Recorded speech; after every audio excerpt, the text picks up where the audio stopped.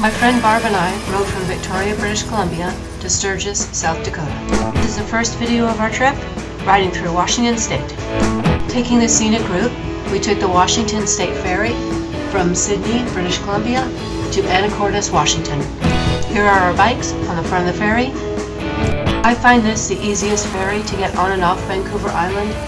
It's a pretty calm ferry ride, so you don't have to tie down the bikes. The ferry is going through the American San Juan Islands. We are at Deception Pass State Park on Whidbey Island.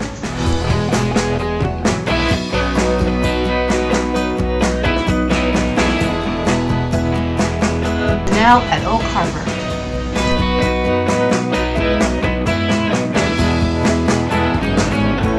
This is the ferry we took from Clinton on Whidbey Island to Mukilteo on the mainland of Washington. Now we're at the Mukilteo Lighthouse Park. We are crossing the Okanagan-Wenatchee National Forest on Highway 2. We made a slight detour to see Snohomish. We're celebrating our first day of riding as we got to Skykomish, where we're going to spend our first night.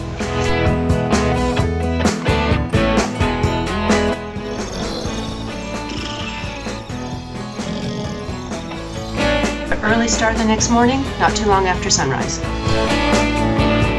A few miles down the road, we passed over the Skykomish River. Highway 2, also known as Stevens Pass Highway, follows the Skykomish River until Monroe. Deception Falls.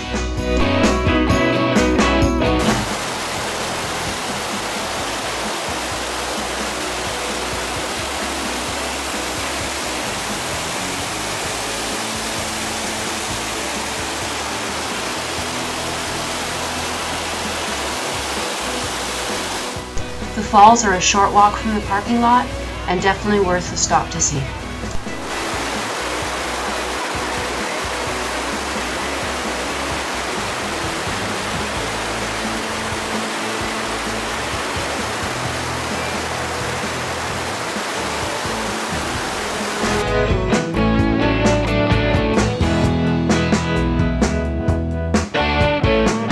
Stevens Pass.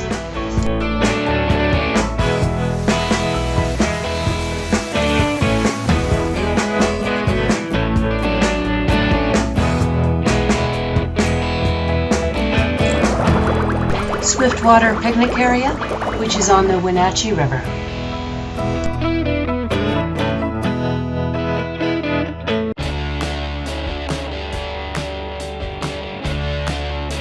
The town of Leavenworth, which is definitely worth a few hours to explore, and we would both love to go back to. The average high is 87 in August. It felt closer to 100, so we stopped for a beer and went to the river. We didn't spend the time to rent a tube and float the river, but we did get in. Peshastin Pinnacles State Park. The Kashmir Museum and Pioneer Village.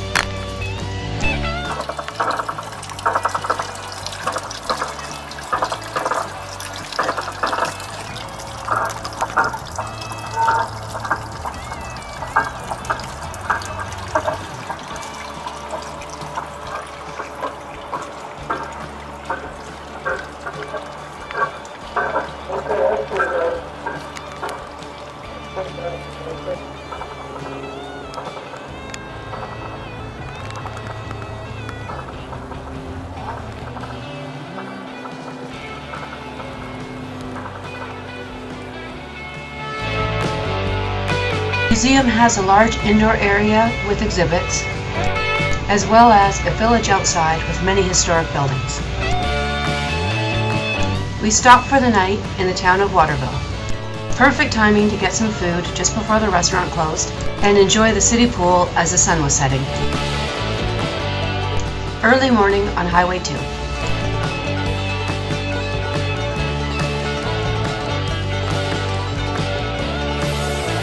Sun Lakes Dry Falls State Park. At one time there was a waterfall here, 4 times the size of Niagara Falls. Created by the floods of the Ice Age and on the National Ice Age Floods Geological Trail. The state park does have camping and a larger lake for boating and swimming, as well as some hiking trails to get you closer to these lakes.